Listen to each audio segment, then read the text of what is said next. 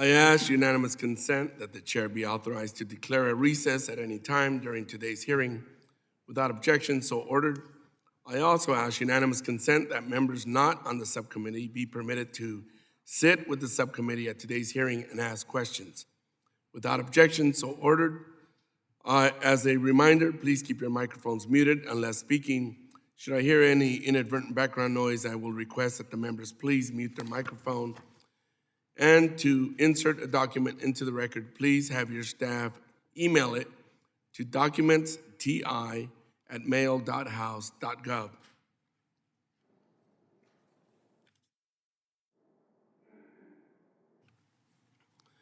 Good morning and welcome to today's hearing on the review of fiscal year 2023 budget request for the Coast Guard and Maritime Transportation programs. Today we will hear directly from the Commandant and Master Chief Petty Officer of the Coast Guard, the Chair of the Federal Maritime Commission, and Acting Administrator of the Maritime Administration on the President's budget request and agency priorities. We begin with testimony from the Coast Guard, which has nearly 40,500 active duty military members, 8,000 reservists, and 9,000 civilian employees who carry out the service's missions, including port and waterway security, marine environmental protection, border safety, and search and rescue, among others. Despite the agency's importance as one of the 6 branches of our military, the Coast Guard is chronically underfunded and overextended even during its largest recapitalization effort since World War II. To ensure our service members have the equipment, personnel, and support systems they need to complete their missions and return home safe, the service must be supported with every available resource. Following the Coast Guard, I look forward to hearing from the FMC on how it plans to address supply chain issues and ensure fairness in ocean shipping. The agriculture industry, which includes many farmers and growers in my home state of California, continue to be negatively impacted by these supply chain issues. As the federal agency tasked with enforcing international shipping regulations, FMC has key authorities which allow it to secure an even playing field for participants in maritime commerce and continue to promote American jobs.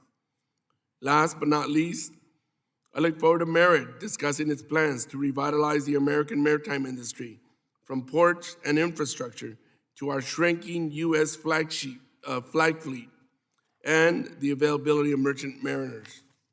Acting Administrator Leslie has done a phenomenal job facilitating efforts to upend the toxic culture that's allowed sexual assault and harassment to fester within the maritime industry. Her leadership on Embark and her work to bring industry along is remarkable and does not go unnoticed. We have a long way to go, but I believe her leadership and the passage of the Safer Seas Act, of which I'm an original co-sponsor, will help protect future mariners and bring justice to victims. Ms. Leslie, Chair DeFazio and I stand ready to help you. Merit oversees vital grant programs, including the Maritime Security Program, the New Tanker Security Program, META, and the Port Infrastructure Development Program, which give maritime users the opportunity to improve the safety, efficiency, and reliability of their operations shoreside and at sea. This benefits mariners, the U.S. economy, and our irreplaceable natural environment. To give one example, META, the Maritime Environmental and Technical Assistance Program, supports the research, development, installation, and use of new carbon technologies that are safe, affordable, and sustainable. Investing in such innovations is crucial to positioning the United States as a leader in the global marketplace and help reduce our carbon pollution within the transportation sector.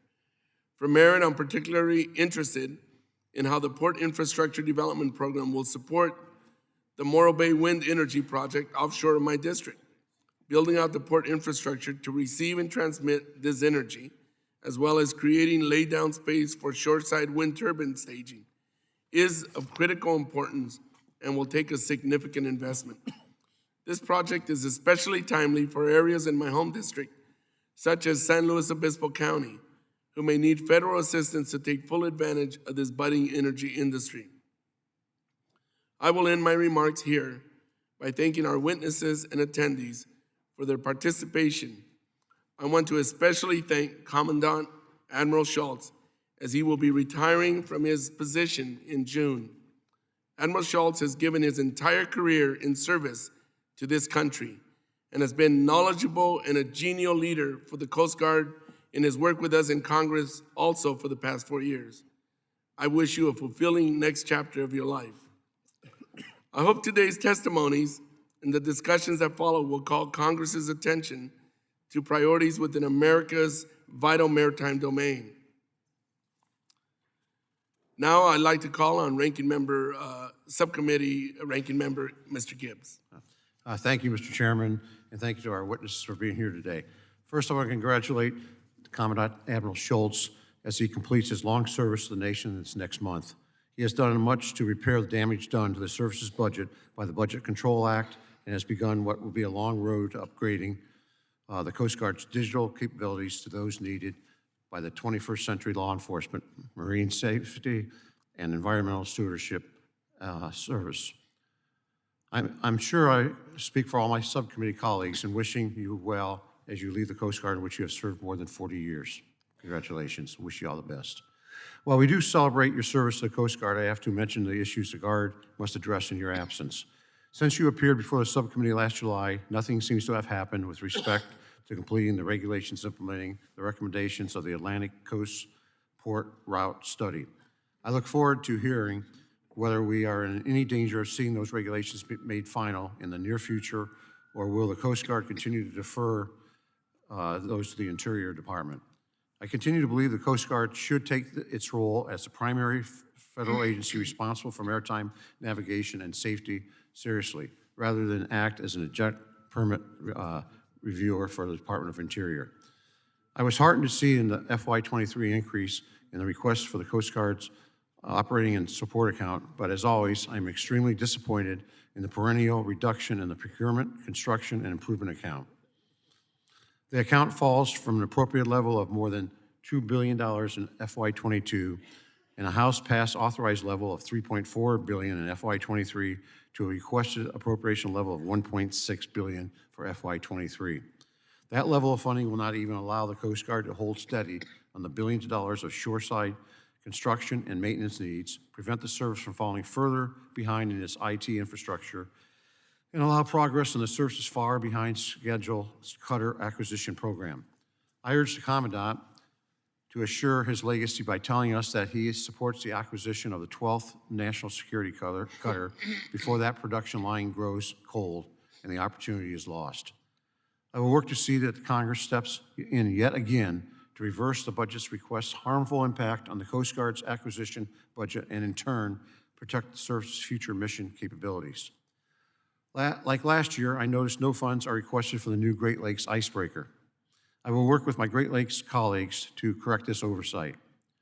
I'm also interested in whether a common hull design could be used for a Great Lakes icebreaker and the National Arctic Security Cutter, if the Coast Guard remains committed to a two-size polar icebreaker program. I think that could make sense. A provision included in H.R. 6865 sets minimum standards for alternative oil spill response planning criteria in Western Alaska. The section provides new authority that only applies if the Coast Guard determines that the national planning criteria don't apply in Western Alaska. The Coast Guard has refused to set such criteria, thus leaving it to Congress to do the job. I regret that the Coast Guard has the difficulty understanding that the plain language of this section, and look forward to continuing to work with the service on this issue. An unprecedented surge of imported cargo is pressure testing the U.S. supply chain. Both the House and Senate have passed ocean shipping reform measures at the behest of the beleaguered importers and exporters who are finding their products delayed in reaching their destinations. Thus far, as I have understood it, the Federal Maritime Commission has found no collusion or illegal anti-competitive manipulation of vessels and equipment. However, I look forward to hearing from our former colleague and now Federal Maritime Commission Chairman Dan Maffei to describe what resources the Commission needs to assure that a robust effective, ongoing ocean shipping regulatory program is maintained. I'm pleased again to see our former Coast Guard and Maritime Transportation Subcommittee staffer, Linda Leslie, back today as the acting Maritime Administrator. I look forward to hearing today what actions the Maritime Administration is taking to tighten down cargo preference regulations and ensure that all federal agencies abide by this important mandatory set-asides of cargo for carriage in U.S. flagged vessels. I'm also interested to hear from MARAD has received availability of determination requests in regard to the increased rate of discharge from the Strategic Petroleum Reserve. Thank you, Mr. Chairman. I yield back. Thank you, Mr. Gibbs. I now would like to call on Chairman of the Transportation and Infrastructure Committee, Mr. DeFazio. Thank you, Chairman Carvajal. Thanks for this important hearing today. You know, all of the witnesses here before us today play a vital role. The Coast Guard, the Federal Maritime Commission, the Maritime Administration, in our marine transportation system, and obviously as an ocean-going nation, we have tremendous needs in this area. I want to start the same way as you did, and the ranking member, by congratulating the Admiral, thanking him for his strong leadership. Chief, thank you. These were pretty tough and turbulent times for the Coast Guard, and you've gotten through it in good shape. For whatever you're going to do next, best wishes. I'd also like to congratulate, although she's not yet confirmed, I expect will be confirmed, Admiral Linda Fagan, who's not here today, but as the next Commandant and I think a tremendous successor to Admiral Schultz, and I look forward to working with her during my remaining time in Congress. For the fiscal year 23, Coast Guard has requested $13.82 billion, so 1.3% increase over last year. Now, that's better than what you proposed last year, which was a 0.3% increase, but given the current rate of inflation, and you are obviously going to be subjected to that in many ways, shoreside costs, fuel for the ships and all that, I really don't think that that's going to be an adequate amount of funding. I have ongoing concerns who are expressed by others about the problems on your shoreside infrastructure, particularly the inadequate housing. We have inadequate, child care. Those are complaints I hear a lot. And in the areas where there's inadequate housing, they have to go into the private market. Rents are skyrocketing. It's very difficult. And if we want to do what we need to do to recruit and retain our coasties, we've got to do better for their working conditions, and I guess that's really a tremendous concern. When I was in Coos Bay, when the Commandant was there, I think it was a year ago last summer, to get the award, we saw what they were doing to renovate some housing. It was a start, but we need to do a heck of a lot more of that. And you're proposing to recruit 4,200 people this year. That's a pretty high number. I hope you can achieve it. But then once we achieve it, we want to keep them. We want them to do full careers. So, as you know, during the shutdown, I was very upset about the lack of pay for the Coast Guard. Attempted to move legislation to prohibit that from happening in the future, but was unsuccessful at that point in time. The decrease in funding for shore facilities and aids to navigation is puzzling to me with the backlog we have. And, I want to learn more how you came at 180. I assume it was the trolls over at OMB putting pressure on you. Anyway, I'd be interested in plumbing the depths of that. I'm constantly trying to deal with Office of Management budget would be much better off without them, but that's for another day. With regards to the Maritime Administration, MARAD's vital, for the successful management of our maritime shipbuilding industries. I am constantly trying to see that we do more U.S., build more U.S. ships, and also that we have a more competitive shipping industry. I note that the cartel of 3 major shippers made more money last year than they made over the last decade. And yet we don't think there's some, collusion or, price gouging or taking advantage of the excuses of the pandemic or whatever in that. It's a real problem. And I want to learn more about the decrease in your port infrastructure development program request compared to the 22 enacted. It all starts with port capacity. In fact, I'm advocating at this point for a mega project so that we can have a new container port. It would be the first direct ship-to-rail container port on the West Coast, obviously very efficient, very environmentally responsible. And that would be in Coos Bay, Oregon, and it can add 10% to West Coast capacity. There's not a lot more land area in LA Long Beach, and it's a heck of a long steam up the Columbia River to Portland.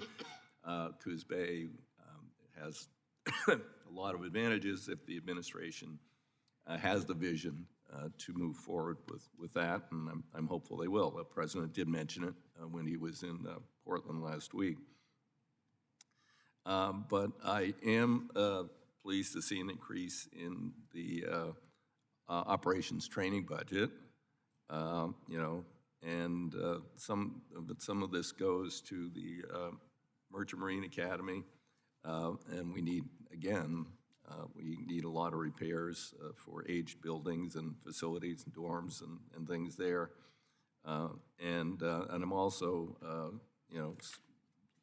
pleased to support the Embark measures, which have been designed to protect cadets against sexual assault and sexual harassment. Last year, the Academy has faced a lot of scrutiny regarding its culture of safety for good reason. Fortunately, I've witnessed steadfast leadership of MARAD's acting administrator, Ms. Lucinda Leslie, during this time, and she has worked diligently to motivate a major cultural shift at the Academy despite resistance, and I have every confidence that she'll continue to lead capably, competence, integrity, and hold steadfast on the changes we need.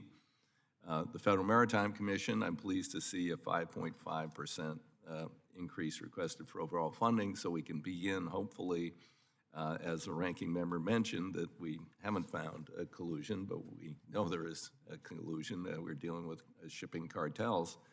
And you need those resources to enhance your oversight and enforcement capabilities, that's critically needed to lower the cost of shipping, which is going to help with inflation, that I look forward to hearing from all of our witnesses today. Thank you, Mr. Chair.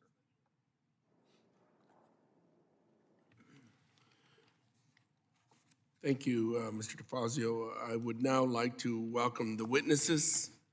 Admiral Carl Schultz, Commandant of the United States Coast Guard, Master Chief Jason Vanderheyden, Master Chief Petty Officer of the United States Coast Guard, the Honorable Daniel Maffei, Chairman of the Federal Maritime Commission, Ms. Lucinda Leslie, Acting Administrator of the Maritime Administration. Thank you for being here today, and I look forward to your testimony. Without objection, our witnesses' full statements will be included in the record. Since your written testimony has been made part of the record, the subcommittee requests that you limit your oral testimony to 5 minutes. With that, Admiral Schultz, you may proceed. Well, good morning, Chairman DeFazio, Chairman Carbajal, Ranking Member Gibbs, distinguished members of the subcommittee. Thank you for the opportunity to testify today. On behalf of the entire service, I thank you for your enduring support of the Coast Guard and our efforts to restore service readiness. Our 2022 fiscal year appropriation reflects Congress's continued commitment to addressing the Coast Guard's readiness challenges and maintaining progress on surface, aviation, and infrastructure recapitalization, while also highlighting the service's increasing role in shaping global maritime affairs and national security. Because of your support, we're acquiring the nation's first new heavy polar icebreakers in almost a half-century to enable a U.S. presence in the geostrategically important high-latitude regions. The operations and support increase of more than 20% between the 2019 and 2022 budgets and the administration's 2023 budget requests better positions the Coast Guard by investing in our mission-ready total workforce, mission-enabling technologies, and modern assets and capabilities to meet the challenges today and in the future. But critically important work remains. To advance our national, economic, and environmental security interests in an increasingly complex, geopolitical, and technologically sophisticated environment, we must maintain this growth to our operational funding and a keen focus on the resilience of our capital infrastructure. As a multi-mission service, we are exceptionally agile and adaptive, executing our 11 statutory missions simultaneously. And we must apply these same skills to build a stable and predictable PC&I funding of $2.0 billion plus annually to optimize our ability to plan the recapitalization of both our facilities and our assets. While we have been very successful in replacing frontline operational units devastated by recent years' hurricanes, my crews on the Great Lakes praying for hurricanes to reach their region is a poor way and an unacceptable way to do business. The administration's 2023 budget request supports continued progress on the offshore patrol program, cutter program, absolutely vital to replacing the capability provided by our legacy fleet of 210-foot and 270-foot medium endurance cutters, which largely operate in the Atlantic. These legacy assets have served the nation with distinction, some for 55 years, but are increasingly more difficult and expensive to maintain. The budget request also enables us to grow our fleet of MH-60 Jayhawk helicopters, which operate with national and offshore patrol cutters as force multipliers. New Jayhawk hulls or converted former Navy airframes per our Sundowner program will enable us to optimize Coast Guard aviation operations both in near coast and distant waters. Beyond 2023, we must continue to restore the Coast Guard the nation needs to ably conduct domestic operations, facilitating the economic engine that is the marine transportation system, as 95% of overseas trade enters or leaves the U.S. by ship, as well as resourcing expanded operations abroad in support of our national interests, including those detailed in the White House's recent Indo-Pacific strategy. The Coast Guard contributes significantly to domestic as well as global maritime safety and security by employing our service's unique blend of authorities and capabilities collaboratively alongside our interagency and international partners to achieve national objectives across a broad spectrum of strategic challenges. We are currently executing about $1.4 billion dedicated to improving shore facilities across our service, including $350 million provided in the 2022 appropriation that supports 11 critical shore facility investments, as well as a supplemental inject of $430 million provided by Congress as part of the Infrastructure and Jobs Act, which in itself funds 18 distinct projects. We are grateful for this generous funding, which enables us to address some of our aging infrastructure, including inventory that dates back to the late 18th century, as well as provide new infrastructure for new assets we are fielding. But our legacy assets remain vital operational contributors, and we cannot shortchange their maintenance and sustainment funding. Our forces are disaggregated across America's coastal communities at roughly 1,000 individual units. Hence, we maintain a significant inventory and backlog for both recapitalization of infrastructure and asset maintenance. We are appreciative in the 22 funding that supports 26 new engineering positions, civil engineers specifically, to help action those funds. This additional support to manage and execute this critically important infrastructure work will help us tackle projects at the speed of need. Like the other DoD and Armed Forces and DHS operational components, the reality of high inflation as well as the needs of a modern workforce warrant immediate review and retooling of our policies to recruit, train, and retain the finest talent in order to sustain service readiness. While we've diligently addressed policies to eliminate barriers to success, we must inject additional creativity in our thinking about how we organize and employ people to continue to meet operational demands. The key to our success has always been and will remain our people, the backbone of our service, and previously stated, they stand the watch 24 hours a day, 7 days a week, 365 days a year, always ready for the call. Thank you, and I look forward to your questions. Thank you, Admiral Schultz. Next, we will go to Master Chief Vanderhaten. You may proceed. Thank you, sir. Good morning, Chairman DeFazio. Sir, it's been an honor to serve with you. Thank you for for inviting me and allowing me to be your guest at the State of the Union address. That was one of the highlights of my life, and I'm grateful for that. Thank you. It was a wonderful, wonderful time. Chairman Carbajal, Ranking Member Gibbs, and distinguished members of the subcommittee, I want to join Admiral Schultz in extending my utmost gratitude on behalf of the men and women of the Coast Guard for your enduring support of our efforts to restore service readiness. This is likely the final time I'll appear before the committee as Master Chief of the Coast Guard, because I also am retiring later next month. As I reflect on the last 34 years, I'm proud to observe how much the Coast Guard has grown to better serve our American people. I want to thank the members of this subcommittee and the Congress for helping the service continually evolve to meet the complex challenges facing our nation. Your advocacy has been and continues to be essential to ensure that we provide the best mission execution and that we remain always ready. The Coast Guard's relatively small force executes a broad array of missions, and we're successful because we foster an empowering environment where all our members understand the importance of their service to their nation. As with all services, the Coast Guard faces numerous challenges. The current challenge I'm most concerned with is our ability to recruit and retain the workforce needed to operate our cutters, boats, and aircraft.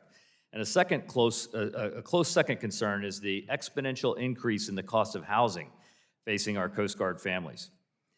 As we replace our aging assets, the new cutters, helicopters, and planes being built require us to grow our workforce, and that we're prepared to operate these new amazing assets. The Coast Guard enjoys the highest retention rate of all the military services. However, like the rest of the country, we are challenged to find the next generation of dedicated men and women who can and will serve in the military. It's an all-hands-on-deck effort to attract the best and brightest, and that's why we're expanding our Everyone is a Recruiter program. Finding new ways to attract talent to the Coast Guard is tricky. If any of you know anybody that wants to serve in the Coast Guard, I've got some Coast Guard swag for you, and we can hand that out. So we are really working hard to recruit, but it's a tough recruiting environment right now. A close second to recruiting is retention. If we want to grow, we have to keep the people we have, but housing costs are making it almost impossible for our people to find a place to live. With the dispersed nature of the fifth largest branch of the U.S. military, your Coast Guard, our members are forced to live on the economy in most places. Our people are having to live very far from their units, giving them untenable commute times. It is having a detrimental effect on the service members and their families. I know you can't bring housing costs down, but we need some legislative help in addressing the speed and flexibility to assess housing costs. The Basic Allowance for Housing Costs assessment system lags far behind the actual cost, especially for the Coast Guard. This lag means that the rates never reflect the actual costs that our people are paying for housing. Policy changes are helpful for retention, but we are always looking to do more to retain our best and brightest. Having a mentor is proving to be very helpful to improving retention. We have seen outstanding participation in our new mobile-enabled mentoring program that connects mentors and mentees through traditional one-on-one mentoring on a global basis. We have thousands of Coast Guard members using this new program, and that number is growing every day. 28% of those users are women, and we're finding the program is very popular with our affinity groups and other underrepresented members. In fact, the Air Force, the Army, the Navy, DHS, and many of our other federal government partners are using the Coast Guard as a model for their mentoring programs. The Coast Guard is diligently developing innovative strategies to build the workforce of the future. We recognize the imperative to be an employer of choice that reflects the public we serve. We are incorporating recommendations and best practices from several workforce studies along with human resource management software improvements into a Ready Workforce 2030 strategy. We are currently developing an implementation plan for that strategy, which will help us leverage data and technology to improve the quality of life for our people. As I depart the Coast Guard, I want to thank you on behalf of the entire Coast Guard. You all have demonstrated, not just by word, but by action, how much you care about the Coast Guard. Your staffs have enabled a small force to complete an incredible amount of service to our country. You have improved our morale by making each coastie more effective and efficient in their duties, and with your continued support, we'll be able to provide more and better service to our wonderful nation. Thank you for inviting me to testify today, and I look forward to answering your questions. Thank you, Master Chief Van Hayden. Let me just say that I neglected to also recognize and thank you for your service. Thank you, sir. For some reason, it just escaped my mind that you two were retiring.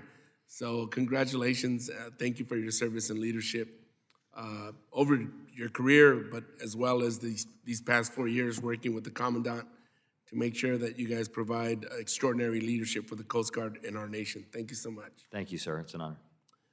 Next, we'll go to Mr. Maffei. You may proceed. Thank you. Good morning, Chairman Carbajal, Ranking Member Gibbs, Full Committee Chairman DeFazio, and members of the subcommittee. I'm grateful to have this opportunity to testify in support of the Federal Maritime Commission fiscal year 2023 budget request and answer your questions. The Commission seeks just under $34.7 million to support its operations in the coming fiscal year. This would be a substantial increase, a bit over 5% from our FY22 enacted budget. The increase would go mainly to enforcement and consumer assistance, since we continue to receive large numbers of complaints commensurate with the high freight rates, diminished reliability, increased delays, and shortages of equipment, such as containers and chassis, that currently plague our ports and ocean transportation. We strive our best to review every potential case thoroughly for violations of the law and do all we can to assist importers, and especially exporters, manage in a system where the capacity is simply unable to meet the continuing surge of demand that started early in the COVID-19 pandemic. That said, we are a small agency of fewer than 120 people regulating an estimated $1.33 trillion of commerce. As I have indicated to the subcommittee before, there are potential enforcement cases that we cannot examine, or at least not as thoroughly and expeditiously as they might merit, because we simply do not have enough capacity. Your and your colleagues' response to this situation is why I am bold enough to ask you for this increase, while understanding that you are contending with intense pressures on the federal budget. I also want to make it clear that while I advocate for an increase in resources and I support bipartisan bills to enhance our authority, the FMC is not waiting for these things. We're already taking action on multiple fronts. We have increased monitoring and enforcement activity, paying particular attention to ocean cargo carriers and their alliances, and I have directed our Enforcement Bureau to prioritize export cases. We have initiated a new focus on addressing fees and surcharges with the goal of bringing greater transparency to what shippers actually have to pay. We have provided guidance to shippers on bringing complaints to the FMC, and we are seeing a marked increase in cases being filed. With the support and advice of my Commission colleagues, I directed the FMC to audit the major container carrier companies to encourage and facilitate compliance on the Commission's detention and demurrage rules and their legal obligation not to discriminate against exports. The Commission is acting on all of the non-legislative recommendations of the fact-finding investigation on pandemic-related effects led by Commissioner Rebecca Dye. These include launching a new rulemaking to set forth standards governing detention and demurrage billing practices, issuing policy statements that address barriers to filing action at the FMC, and placing an export advocate in our Consumer Affairs Bureau. Through multiple initiatives, such as Commissioner Dye's Supply Chain Innovation Teams and Commissioner Carl Bensel's Data Initiative, we have started tackling the complex issue of shortages of usable equipment, such as export containers and chassis, and the difficulties that shippers face in getting reliable, useful information, such as when ships will actually take on export cargoes.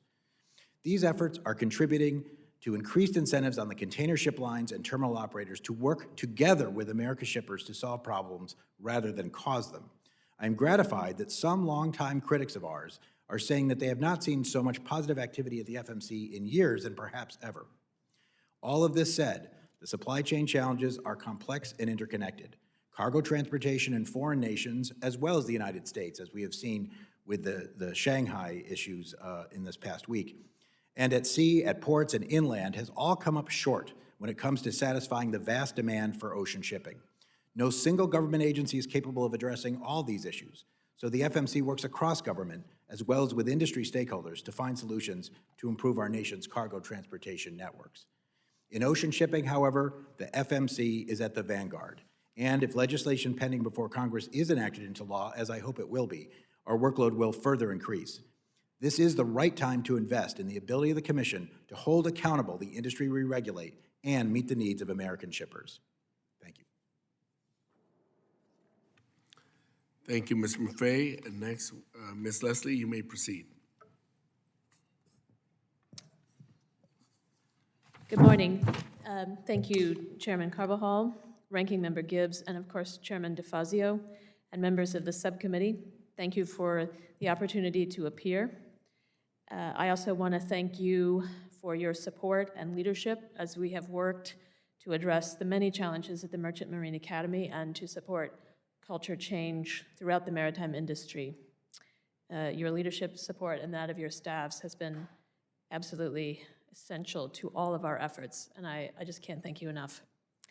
I am honored to appear with my colleagues, Admiral Schultz, Commandant of the Coast Guard, Master Chief Petty Officer of the Coast Guard Vander Hayden, and of course Chairman Maffei, to testify on the President's fiscal year 2023 budget priorities for the Maritime Administration. I'd like to begin by providing an update on Sea Year. As has been discussed last year, we made the difficult decision to briefly pause the Merchant Marine Academy's Sea Year training aboard commercial vessels so that we could institute new safety policies to help prevent sexual assault and harassment, to support survivors, and to strengthen a culture of accountability. We developed a program called the Every Mariner Builds a Respectful Culture, or Embark, which enumerates new safety requirements for vessels that carry our cadets. MARAD will not place cadets on commercial vessels that have not enrolled in Embark. We have critically also instituted new policies at the Merchant Marine Academy to improve the support we provide to our cadets at sea and to try to remove barriers to reporting when assault or harassment do occur. Cadet Embarkations resumed in December, initially on training vessels and vessels operated by the Navy, the Military Sea Lift Command, and the U.S. Coast Guard. We thank them for their support of our midshipmen, and I particularly want to thank Admiral Schultz for his leadership, for the unwavering support of the Coast Guard at all stages of this effort. With their assistance, the members of the class of 2023 are accumulating the sea time they need to graduate on time. If, however, due to any unforeseen circumstances, a midshipman is not able to accrue all required sea time, Coast Guard has indicated that the midshipmen can still take their license exam at the expected time and then complete all required sea time. No one will leave the academy without all of the sea time they need to obtain their licenses. As of today, we have, I'm pleased to announce, 7 commercial carriers enrolled in Embark. We just enrolled one more this morning.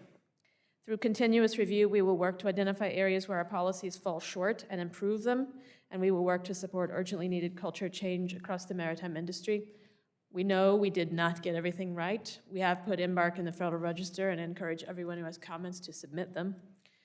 Turning to the budget request to address critical infrastructure gaps while fostering and sustaining job opportunities in the maritime industry, the President's fiscal year 2023 budget requests $906 million for MARAD. The bipartisan infrastructure law also provides $450 million in advance appropriations for our Port Infrastructure Development Program, which I know is a priority for the subcommittee. This funding, when coupled with the budget request, represents a nearly $1.4 billion investment in the merchant marine and the maritime industry. Looking first at Sea Lift, the budget requests $318 million in full funding for the Maritime Security Program, which will continue to assure the Department of Defense's access to the 60 ships enrolled in the program. The budget request also continues funding for would continue funding for the Tanker Security Program, and we look forward to the enrollment of 10 U.S. flag tankers. MARAD, of course, maintains 41 ready reserve vessels that provide sea lift surge capacity in support of our military. Funding from DoD in 2023 would enable MARAD to continue to maintain this sea lift support and to advance essential recapitalization of the fleet. MARAD has awarded our vessel acquisition manager contract, and 2 used vessels have been procured. Construction is also well underway on the first 2 of the 5 national security multi-mission vessels, with the first expected to be delivered in early 2023. Looking at mariner training programs, the budget requests $77 million to provide federal assistance to the 6 state maritime academies.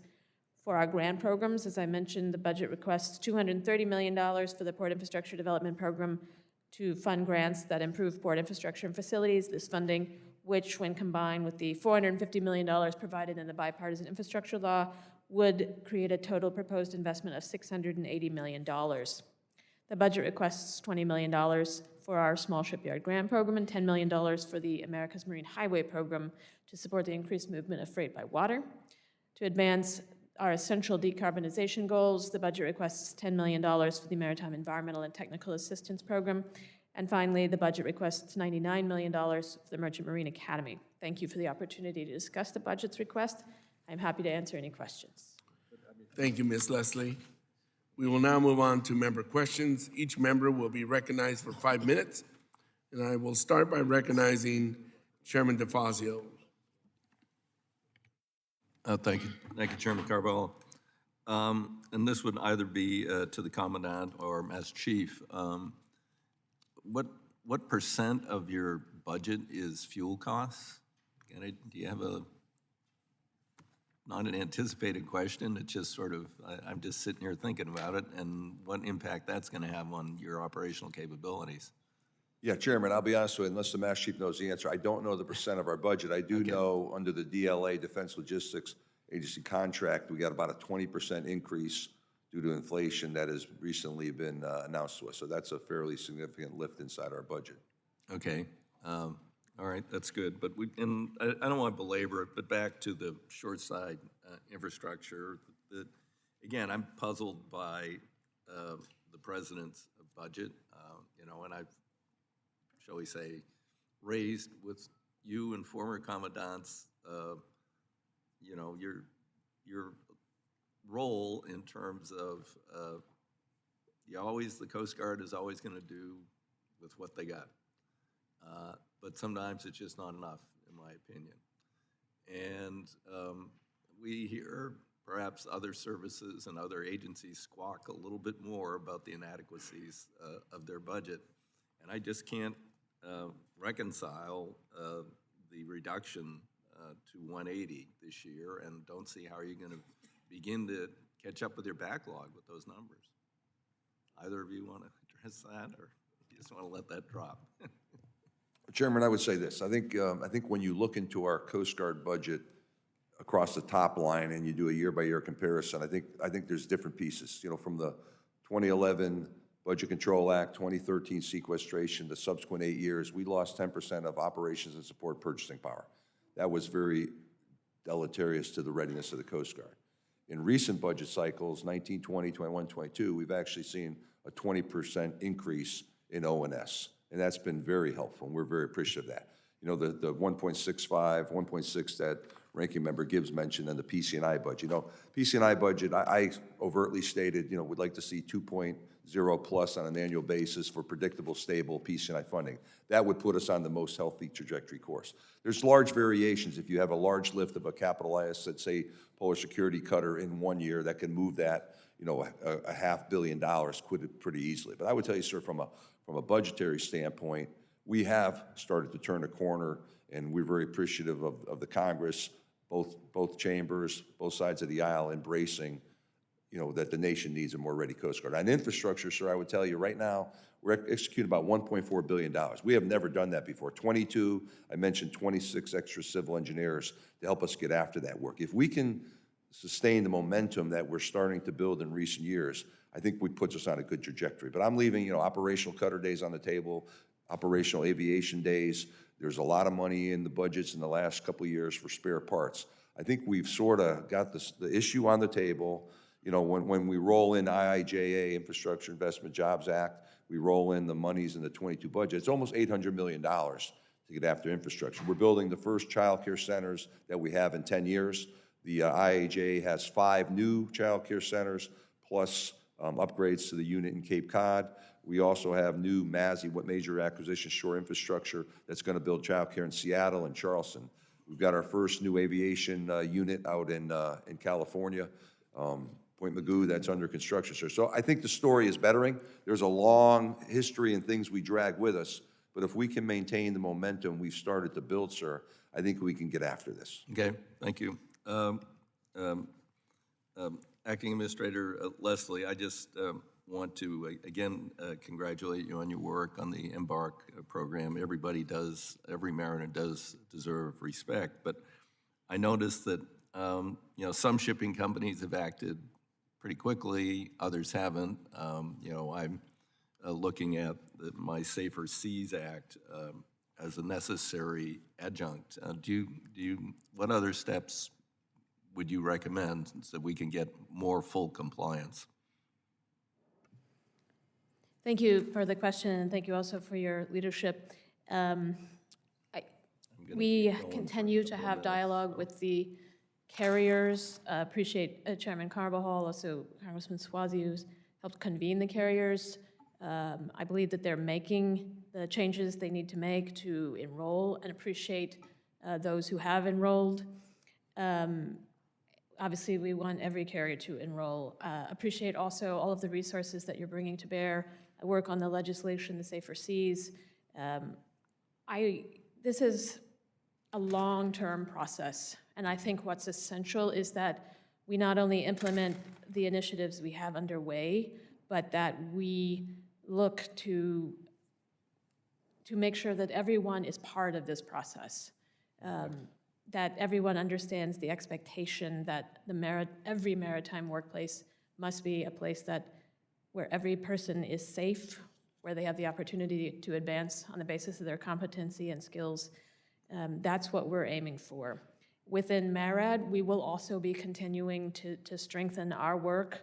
We have a lot to do at the Merchant Marine Academy in terms of continuing to review our policies and procedures to make improvements. We're also standing up a new Office of Cadet Training and Safety that will help us at MARAD strengthen our oversight and support of the Academy in line with the recommendations of the National Academy of Public Administration report. Great. So, Okay, I'm pleased to hear that. Quickly, Chair Maffei, you've recently released a ruling against Hapag Lloyd, which found them to be acting in violation of the Shipping Act. These additional resources that we're proposing for this year, will they help you pursue more investigations and handle more complaints? Absolutely. That's the point of the asking for them. As I mentioned, we're going to devote most of those to investigations and enforcement. I can't speak in particular to that ruling because I might be sitting in appellate state. But I will say that there are many investigations going on. There are a couple of additional cases that the FMC has brought against carriers that are still that are in process. There are some in the pipeline. But clearly, we'd be able to do more. I think the ranking member mentioned that I had said at one point that we have not yet found, collusion among the carriers. And while that is technically true, I do want to make it absolutely clear that that's not because the industry is holier than the Pope. That's because freight rates remain incredibly high anyway, even with expansions of capacity. And also, there are certainly many, many reports of issues with the individual carriers that are members of these alliances. So this is an industry that, in my view, needs more assessment in the enforcement section, and that's what these resources will allow us to do. And I appreciate, again, Mr. Chairman, you allowing me to make that point. I'm pleased to hear that, and it's a breath of fresh air compared to under the last administration where the problem was substantially ignored. So thank you for your work. Thank you, Mr. Chair. Thank you, Mr. DeFazio. Next, I will recognize Mr. Gibbs. Thank you, Mr. Chair. Admiral, I just had a couple comments here on building what Chairman DeFazio was talking about on the Biden's administration's budget for procurement, construction, and improvement, $1.654 billion. We approved, $2 billion, I guess, for fiscal year 2022. And in the Don Young Coast Guard bill, we just authorized $3.5 billion for fiscal year 23, which is twice the request. My concern, I think we share up in the dais here is, how much would the shoreside infrastructure construction backlog grow from 23 to 25 fiscal years, and maintenance backlog? And then I also want to tag on to that about the 12th National Security Cutter. I mean, maybe I'm missing something here, but my understanding is on the 12th National Security Cutter, the construction, that pipeline's hot, and if we don't do it, it'll go cold. And my understanding is we can probably build that for $700 million. If we go cold, it's going to be over $1 billion. And then you tack on inflation. Do you have more additional comments you want to make about this president's request on the budget? Because it seems like to me you said $2 billion a year would be enough to sustain making progress. But when I look at the maintenance backlog and with inflation and all that, I think the Coast Guard needs to be more aggressive in trying to get the funds that we're trying to authorize and appropriate. Thank you, Ranking Member Gibbs. I would say, sir, from a predictable, stable fund level, $2 billion would be a good number for the Coast Guard. I would tell you, we obviously, as an operating agency inside the department, have to work within a top line. and there's puts and takes. I think when you look at the unfunded priority list, which Congress enabled us to start submitting years back, we have lifted quite a bit consistently, increasingly so each of the previous budget years, and are picking up a lot of those projects. So we identify those predominantly PC&I infrastructure type projects, capital projects, and the Congress has been putting that on top of the President's request. So I think we're making some progress there. You asked about national security cutter, 12th national security cutter, sir. I think, consistently for 4 years said that national security cutters are remarkably capable global deployers. The program of record was 8 ships. The Congress has supported the procurement of 3 additional ships. The 10th and 11th ships are under construction. We'll take acceptance of number 10 in 2023. We've got about a $208 million shortfall budgetarily to bring 10 and 11 into service. The 23 budget bites down about a little less than a third of that, so there's still going to be about $150 million outstanding, Bill. Were the Congress to lift 12th national security on top of the President's budget, sir, the Coast Guard would not push back on that. There's still costs. But I think I think the Coast Guard needs to be a little bit more aggressive in requesting it from the appropriators. Well, sir, it's hard for me to request that when my top priorities from an acquisition standpoint are the offshore patrol cutter and the polar security cutter. So this gets into the top line maneuver space, sir. But I would tell you, national security cutters, as you define them, are incredibly capable. We're 3 beyond the program of record. Okay. It would displace something within our current plan, sir. All right, I got to move on here. Yes, sir. Quickly, I got a text here from the Capitol Police on 6:33 p.m. on April 20th about aircraft intrusion to evacuate this complex. I guess the Army Rangers were doing at the National Army Golden Knights, doing a thing for the national baseball game.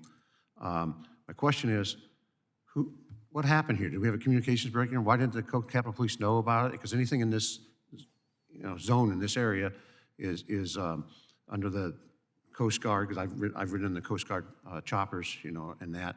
What can you just briefly tell me what happened? Because I'm a little concerned. Congressman, what I know of that, we do have a mission here, the National Capital Regional Air Defense Mission. We have MH-65 Dolphin helicopters that stand as 724, 365 ready watch on very short alert.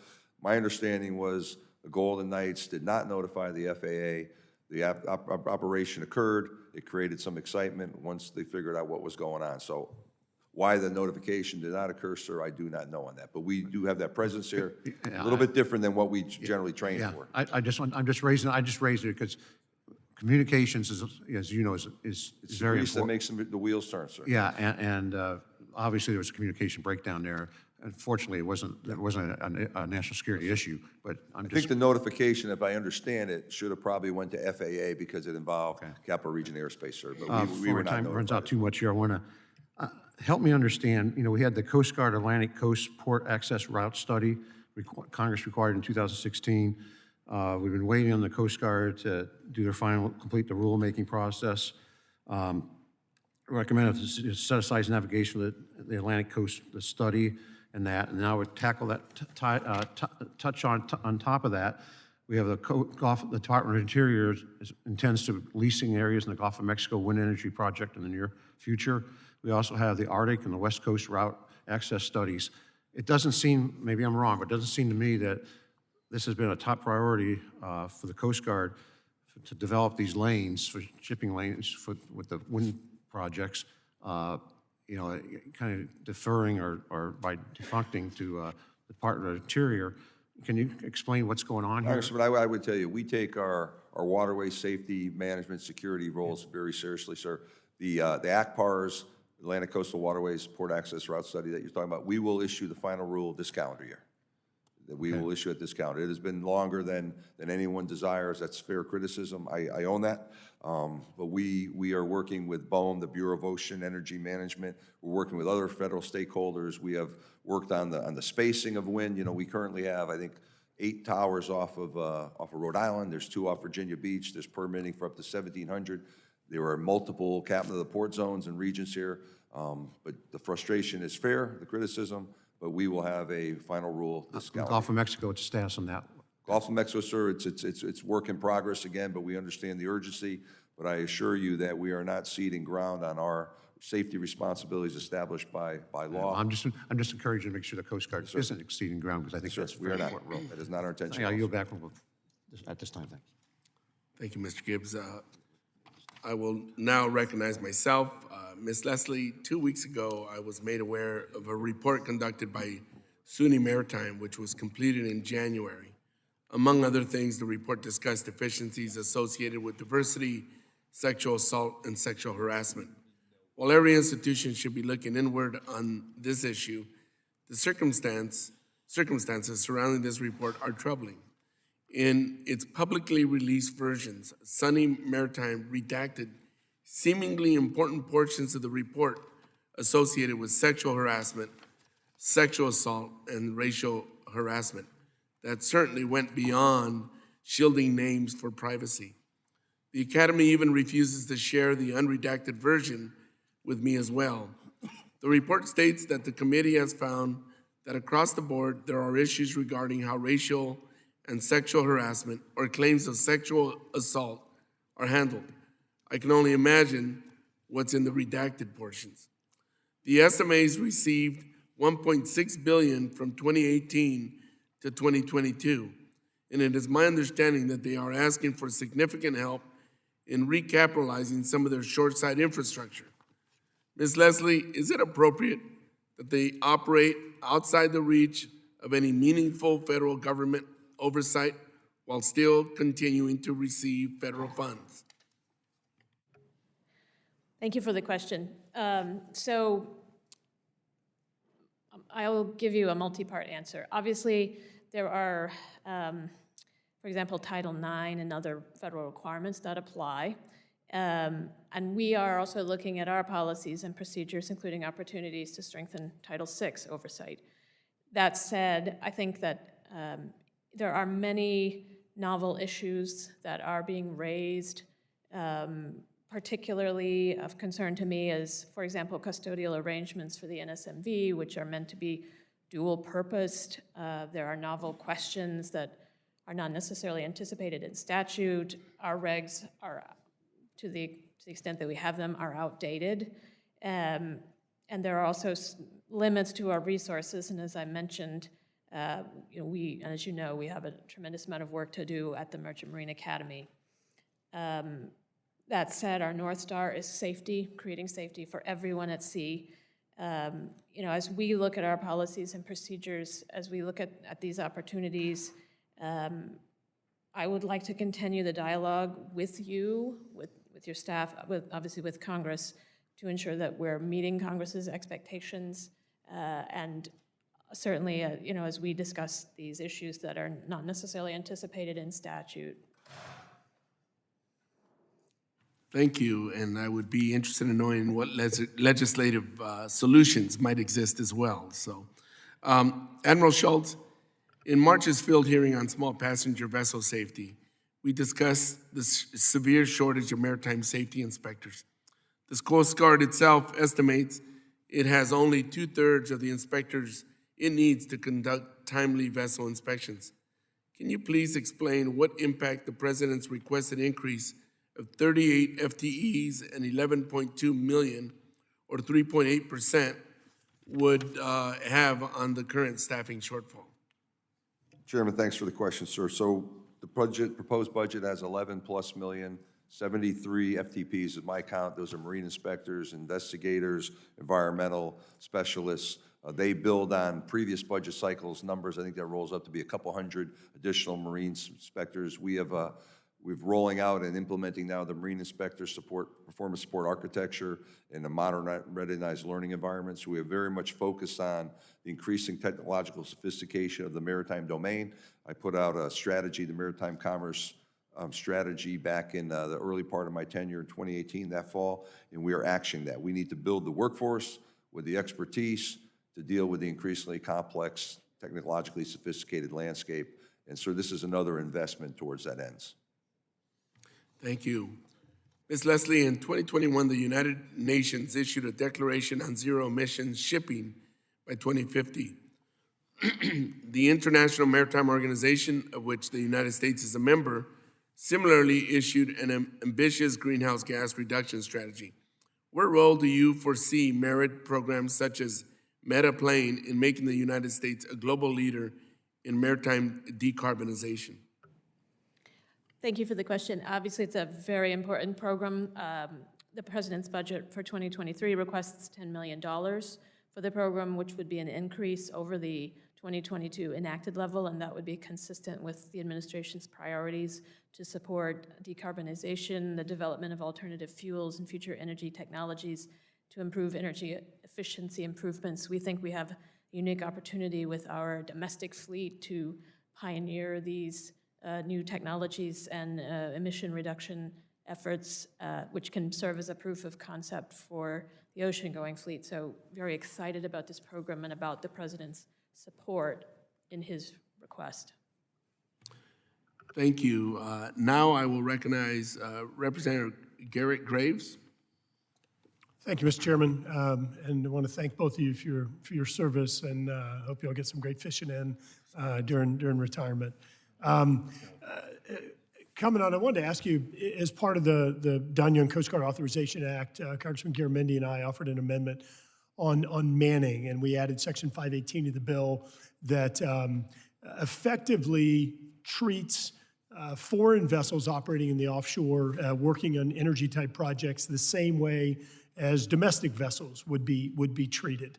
Things like ensuring you're proving ownership, things like making sure that your crew matches the flag of the vessel, making sure that we actually enforce the terms of the work visas that are granted to these foreign workers working in our nearshore environments. I know that you've been a big advocate of our national security, marine security, maritime security. Do you think it's fair to require foreign vessels to operate under rules similar to those of domestic vessels? Congressman, I think there's an ongoing dialogue with you in terms of, the U.S. crew. There's some waiver authority for us on that. I think we look forward to continuing to work and have those conversations around on that amendment here in terms of how we implement, in terms of consistency across, other foreign crewing type conversations. Coming on this amendment, if I remember right, I think it passed 58 or 59-2 in this committee. Strong bipartisan support for the amendment. I'd urge you to think for just a minute about having a level playing field and not actually prioritizing foreign vessels and foreign crews over those of the United States. And I don't think I have to remind anybody here what happens when we compromise our energy security in the United States. Yes, sir. Based on, of course, what's going on in the Ukraine. So I think I've been a pretty consistent voice on Jones Act and support for U.S. Merchant fleet, merchant American mariners. So I think, like I said, I think that conversation we're working. Your point is taken, sir. I'm not disagreeing with that. I think it's just still a little bit back and forth here with drafting assistance, those kind of conversations. And happy to get technical assistance or drafting assistance from the Coast Guard on this. I do want to reiterate that I think from just from a marine domain awareness perspective, it's important that we're actually enforcing the conditions of these work visas and that we know who's in our waters, making sure that they're playing by fair rules, and we're not giving foreign vessels and workers a competitive advantage over American vessels and American workforce. And as you mentioned, Commandant Admiral, I know that you are a big Jones Act supporter, and I think that this is consistent with the objectives of the Jones Act. Yes, sir. So look forward to working with you on that. Second thing I wanted to ask you, and I know you covered this in your opening on an icebreaker, and you and I have had numerous discussions over the need for the United States to increase its capability to operate in polar environments. We've both looked at the chart and the number of vessels that other countries operating the Arctic have in terms of heavy capabilities as compared to the United States. I know that y'all have been cannibalizing the Sea and Star to try to use duct tape and bubble gum to do what you can. And I appreciate that the budget request includes, I believe, $125 million to give you capabilities in the short term for a commercially available vessel. I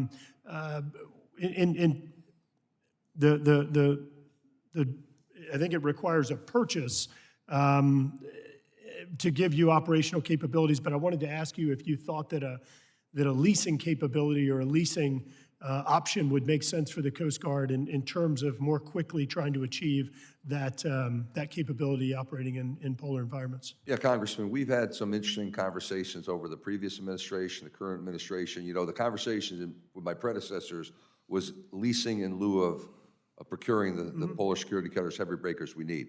Once we sort of got the card down and the program of record, we had a chance to revisit that.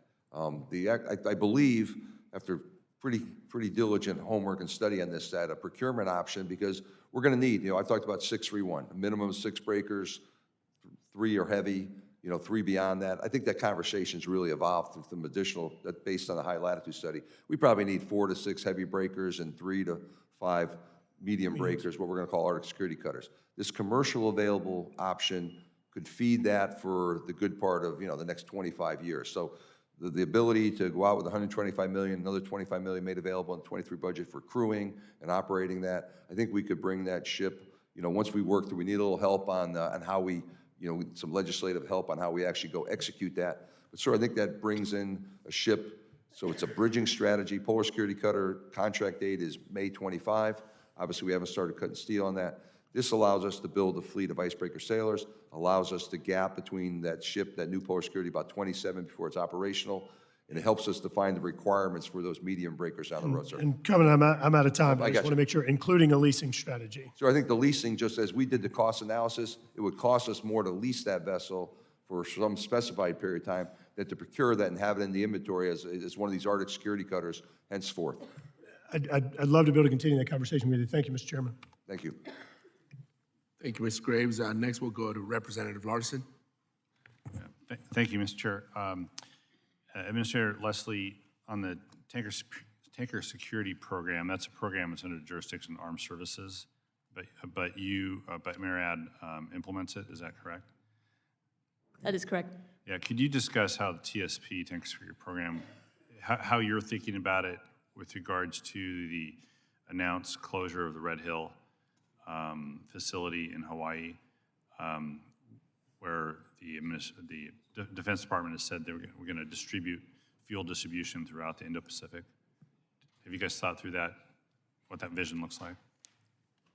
So a few weeks ago, I had the opportunity to testify in front of Armed Services with General Van Ovos, the Transcom commander, and would emphasize that General Van Ovos made clear that the DoD are looking at options and things like long-term charters for tankers, and I would not opine on that. It's really a DoD, but we are excited about the TSP, and to your point, it would obviously provide access to much-needed tankers for our DoD. We are in the process, as I testified there, of developing a rule and hope to have that in place quickly as possible so that we could ideally have enrollments begin by the end of the calendar year. And we recognize the urgency of this program, getting it up and getting it going correctly. Okay, that's fine. Can I just shift to small shipyards grant? Where are you in the FY22 process on small shipyards? Thank you so much for that question. So we issued our notice of funding opportunity earlier this year. Grant applications are due on May 16th. And we have approximately $20 million to award. As we talked last time, in the last round for 2021, we issued 31 small shipyard grants in 15 states. So the NOFO is out, it's open, we encourage all small shipyards to apply. That's great, thanks. Yeah, it's used a lot and very well in Washington State. Mr. Maffei, this morning I met with some folks from ILWU, the longshore on the West Coast, and the way that they described the potential reopening of Shanghai ports because of the shutdown is a tsunami of containers and goods coming back in the United States. So we have a little bit of relief on the West Coast right now because of the unfortunate circumstance of COVID in China. But do you anticipate that same picture that we're going to have backups again and use of anchorages, and then what would FMC's response to be to that? I do anticipate that. The FMC will continue to be vigilant in terms of making sure that nobody is violating the Shipping Act. There's not a whole lot of levers we have to reduce congestion in and itself, other than make sure that continuing to do the audits that we're doing to make sure that best practices are followed amongst all the carriers and certain MTOs.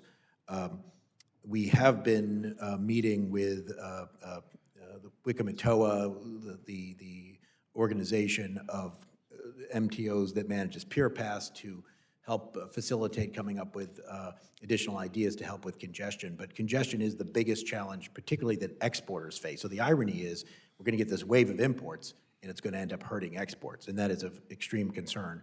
I will only say that the respites that we have had are not due to any lessening of the overall problems or situation, but simply the market cyclical forces, and the same thing will happen with this. We will get, unfortunately, a fair amount of a wave from Shanghai, and that will eventually dissipate in the same way, but not because any problem has been, fundamentally solved. Yeah, thank you. Admiral Schultz, I have a lot of other questions. Had a great tour of Coast Guard Seattle and last week, and with Admiral McAllister was up from Pacific Command. So I'll save you the questions about Seattle and the Protecting Our Marine Mammals Act and all these. We're getting those answered back home, so appreciate that. But having said that, the Polar Security Program, as we've discussed a little bit, there was $800 million in funds in the budget reconciliation package, which hasn't passed. So how has the lack of reconciliation funding forced you all to change plans on the Polar Security Cutter program? Well, Congressman, the Polar Security Program, I think, is on a good trajectory. The 23 budget has about $167 million that gets after program management, long lead time materials. 22 buys some of the long lead time materials on the Caterpillar key engines. The other pieces we were able to roll into 23. We should be maintaining positive momentum on the PSC program of record of 3 ships. I think there's a conversation beyond that, as I indicated to Mr. Gray, possibly a hot production line, more ships, but we're still getting ready to cut steel, hopefully before this calendar year, on the first Polar Security Cutter. Okay, thank you. That's great. Thank you, and yield back. Thank you, Mr. Larson. Next, we'll go to Representative Maliotakis. Thank you, Mr. Chairman, and thank you to the witnesses for being here today. My district on Staten Island, we have Coast Guard Sector New York, which represents the largest operational field command on the East Coast. In October of last year, I had the opportunity to visit with the leadership of our U.S. Coast Guard Sector New York. And one of the main issues that we spoke about was the need for housing upgrades for the men and women stationed there. Certainly, housing is a big part of being able to attract and retain coasties. And as you know, adequate housing, and it is also important that we give our coasties and their families a quality of life that they deserve, and that the homes they come back to at the end of the day are ones that they are proud of. Housing upgrades at Fort Wadsworth Base have been long overdue. As you know, there was a fire a couple of years ago. There was $40 million put aside for phase 1 to rehab those homes, and I was also pleased to work to push for another $5 million from the Infrastructure Investment and Jobs Act for phase 2 to upgrade 154 legacy housing units. I'm also encouraged to see that there's $10 million in funding for phase 3 that's included in the U.S. Coast Guard unfunded priority list for fiscal year 23. Admiral, I know that you also visited our station in September and saw the housing for yourself. I would love a comment from you on the status of the upgrades and what is the timeline for the project's overall completion. Well, Congresswoman, thank you for your advocacy of the Coast Guard writ large and our men and women in New York and Fort Wadsworth housing. As you mentioned, $40 million in the 21 budget that get after the fire-destroyed units there. Additional monies in 22, $5 million to continue efforts. You know, we're able to touch the upgrades of the 154 legacy units. We're able to do safety assessments of their condition and make upgrades to all those units. I think that's critically important. The environmental due diligence contract, excuse me on that one, the Staten Island units, I think it's the phase 2, just gets after the continued body of work there, ma'am. So in terms of the actual timeline, I don't have the dates in front of me about when you would see, you know, the actual timeline for the work there, but the good news is we've secured the funding. It allows us to do the detailed planning, and with the multi-year commitment, I think it sends a very strong signal to our men and women that live in a very high-cost area but have a high pace and high demand of Coast Guard services there. This is all part of the equation that Master Chief spoke to about recruiting and retaining the men and women with the right skills to do the work of the nation. Well, thank you. And as you said, for all those reasons, time is of the essence to make sure that we get this construction going. And I look forward, if you can look offline and get back to me on some type of more concrete timeline. I very much look forward to being with you at the groundbreakings and the ribbon cuttings, because this is, as you said, a really important part of retaining coasties. This is something that the commander made very clear, that New York City is a very expensive place to live. And so providing this housing at the base is very, very important. Is there any other issue that I should be looking at as relates to New York Coast Guard Station? Any way that I can help advocate to help my coasties do their job better? Congresswoman, we will get back to you on more specificity on the timeline. Let me just defer to the Master Chief if he has anything on your question about the people up at Sector New York. Anything like that, Jason? So the way we, just supporting with the cost of living allowances and paying attention to the increased cost of living, basically just doing your job there. We need to pay attention to that and be able to assess that and accurately compensate our people on a timely basis, so that as rents go up, as groceries, as things become more challenging, more expensive, that we definitely need to be able to make sure that people have the same quality of life year after year without, so help with that, and I can get back with you on what that would look like. Okay, I look forward to that. Thank you very much. I yield back. Thank you, Representative Melantakis. I now recognize the distinguished gentleman from California, Representative Lowenthal. Thank you, Chairman. I have found this to be a very interesting hearing, and I've learned a lot. And I want to start with Chairman Maffei. Thank you for being here with us today. Thank you for your testimony. I especially liked, if I was correct, you're presenting to us that the improvements that you have kind of led on the FMC have been noticed by people who interact with the FMC, and that people are getting back to you in a very positive way. That's always nice to hear. And obviously, when we talk about supply chain issues, they're under stress at every level, and no single agency, as you pointed out, can end the impact of the pandemic alone. But I want to underscore something, and I want to ask you if what I'm going to share with you is what you're hearing also. There's a small importer in my district. He imports basically olives from Europe. And he told me, and he brings them into the ports of LA, Long Beach. And he said that his container fees, 40-foot containers, had increased from less than $4,000, I think it was $3,940, from January of 2020 to over $12,000 in March of this year. And in April, it had gone up to $14,000. I don't need to tell you how that increase can hurt businesses and lead to tremendous increases in inflation and consumers all over the country. I'm wondering, are those the same numbers you're hearing about importing and how here?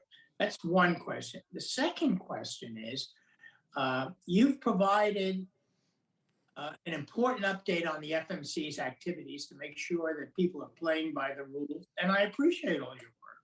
But I want to make sure you have the resources to make sure that these companies are playing by the rules and that they aren't profiting from unfair fees. Can you speak to the importance of more resources and to the impact of your February MOU with the Department of Justice?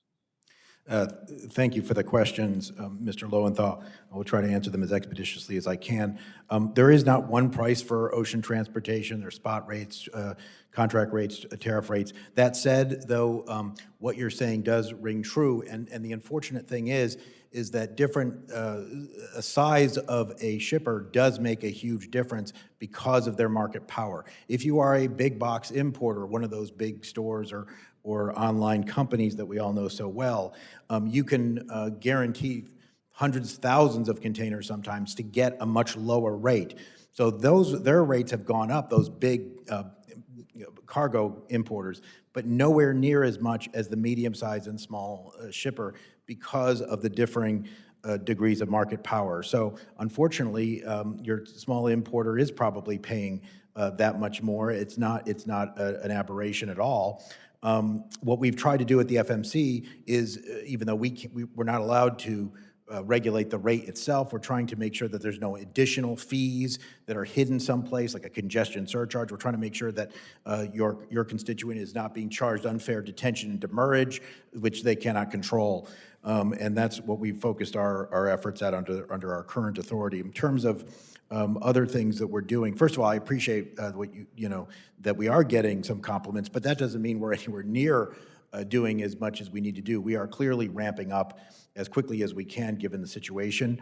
The memorandum of understanding with the Justice Department is helpful. We mostly exchange expertise. We both do independent investigations. The Justice Department is currently investigating carrier alliances as well as we do, and we do exchange information, but we keep those investigations separate. Those sort of cooperations have been beneficial in the past, and we'll continue them. And in terms of our overall request, I mean, obviously, I don't take lightly the fact that in this current budget environment, we're asking for about 5% more, but it is essential given the number of cases with this kind of this demand surcharge, this demand surge. There have been very high rates affecting all sorts of shippers, and then the congestion makes everything much worse. So I think I've addressed all of your questions, but if I haven't sufficiently, please let me know. Thank you. Mr. Chairman, how much time do I have left? You're out of time, Mr. Lowenthal. Well, that's too bad. I had great questions. We're going to have a second round, so hold your questions. We'll come back to you shortly. Thank you, Mr. Lowenthal. With that, we'll move on to Representative Andrew. And thank you for holding today's hearings on the Coast Guard's 2023 budget. As we know, we have our great Commandant, Admiral Schultz, here, and our Master Chief Petty Officer, Vanderhaden, who equally does a great job. Admiral Schultz, thank you for the decades of dedicated service to the United States of America. Your extraordinary tenure as a Commandant has built a stronger United States Coast Guard. The contributions you have made will endure long after your retirement. I want to thank you for attending my community's Coast Guard ball last week. It was an honor hosting you at such a momentous occasion for the Cape May County's Coast Guard community. Our friendships will only become stronger as the Coast Guard invests in the Training Center Cape May. In the Don Young Coast Guard Authorization Act of 2022, this committee authorized $120 million for phases 1 and 2 of the U.S. Coast Guard's Training Center Cape May Barracks recapitalization. Congress then appropriated $55 million towards phase 1 in a bipartisan and in a bicameral manner. Yesterday, the Coast Guard provided an unfunded priority list to Congress. The list includes a request for $60 million to fund phase 2 of the Barracks project. Funding phase 2 in this year's appropriations legislation is a national security imperative. Global threats such as Chinese aggression in the South China Sea and Russia's expansion into the Arctic have greatly increased the importance of the Coast Guard to America's national security. Only the Coast Guard has the tools to encounter China and Russia's gray zone strategy. To address this global challenge, the Coast Guard needs more and better prepared personnel. 80% of all Coast Guard personnel comes through the training center in my district in Cape May. The expansion of the training center, Cape May, is the expansion of the Coast Guard itself, and we must expand the Coast Guard to meet the national security challenges of our 21st century. The training center project will also provide more opportunities for women to serve, just as Admiral Linda Fagan has been nominated to be the new commandant. We should provide women the opportunity to serve their country in this, our Coast Guard. The training center current infrastructure can only accommodate 30% female recruits. The proposed recapitalization will accommodate 50% female recruits. The Barracks recapitalization must move forward to expand opportunities for women in the Coast Guard, and I look forward to working with Admiral Fagan to fully deliver on the Training Center Cape May project and give more women the chance to serve their country. The Training Center Cape May Barracks recapitalization project is crucial to the future of the Coast Guard and the United States. We've got to get this project done. When the training center was last being renovated, a funding lapse resulted in an incomplete project. This cannot happen again. We must ensure this project is fully funded and fully delivered. I have proposed with you a framework to deliver this critical project. The first step is for Congress to fund the Coast Guard's year 2023 request of $60 million for the already authorized Phase 2 of the Barracks projects. The next phase is to authorize Phase 3 and 4 in the 2024 Coast Guard authorization legislation. Congress should then fund Phase 3 and 4 in fiscal years 2024 and 2025. This framework ensures that the Barracks project is fully funded by the start of Phase 1 and delivers the full project by 2032. This proposed approach was evaluated by the Coast Guard engineering and budgetary officials, as you know, as operationally, financially, and legally feasible. This plan will ensure that this project is fully delivered, and I submit to the record a framework timeline for this proposal. My framework to implement a prioritized timeline for the U.S. Coast Guard Training Center Cape May Barracks project is feasible, responsible, and imperative to the national security of the United States of America in the 21st century. Admiral Schultz, thank you again for your leadership and your integral role in delivering Phase 1 of the Training Center Barracks project. Could you please speak on what the Training Center Barracks means to the Coast Guard and to the United States of America? And secondly, I yield the remainder of my time for you to speak freely on your time of your great service as Commandant of the United States Coast Guard. Excuse me, Just once, start by saying, I'm sorry. Mr. Van Drew, you're out of time. I'll let the witness answer your question briefly, and then we'll move on. Yes, sir. I would just say thank you for the support of the training center. The unfunded priority list for 23 that just reached the Hill here includes $60 million for Phase 2. As we sequence the conversations earlier about working within the top lines of federal agency, it maintains my commitment. I speak for my successor that we are committed to building out all phases of Cape May. There's $10 million that came in the IAJ to kind of keep moving the ball forward. And to your last question, I'll speak for myself, the Master Chief. It's been the privilege of our lifetimes to serve in these leadership positions, and we appreciate the support of this committee as we try to make the Coast Guard a little bit better each and every day. Thank you. Thank you for your service. Thank you, Mr. Van Drew. We'll now move on to the former chairman of this subcommittee, Representative Maloney.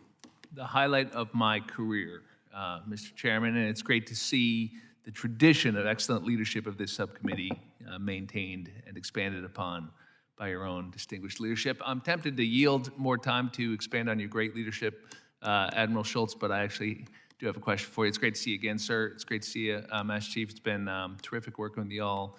Thank you for treating me so well, and the work you do when I chaired the subcommittee. But I am curious about a couple of things, and I'll just note in passing my ongoing belief that for the $13 billion you guys are requesting, we get a hell of a lot for the taxpayers' dollars. The 11 statutory missions you perform doesn't mean we don't have challenges. Doesn't mean we don't have things to work on. But bang for the buck, I've always been incredibly impressed by all of you, and of course the Coasties who do those missions. So thank you for that. And it's great to see my former colleague Dan Maffei here. It's nice to know there's life after Congress, sir. You give us all hope. Say hi to your beautiful family for me. And thank you for your service to New York and since. So look, I just had a couple of questions. As you know, a real priority of mine was the ban on oil barge anchorages in the Hudson River between Kingston and Yonkers. Obviously, that's federal law now. That's not my question, but there was a required assessment that went along with that study about the effects of that, and I hope we can look forward to that. And in addition to that, I'm curious about the progress on a second study that was required as well under the 2021 authorization, which was a plan to analyze the effectiveness of what are called wing and ground craft, which I think you're familiar with, which are the really remarkable crafts that attempt to use new technology to sort of operate above the surface of the water on dynamic air suspension and can attain speeds in excess of 100 miles an hour. I know for your missions in the East Pacific, for example, getting at those distances would be very helpful, but I'm sure for other missions as well. Could you comment for me, if you could, on the progress of those two studies, the Hudson River anchorages and the wing and ground craft?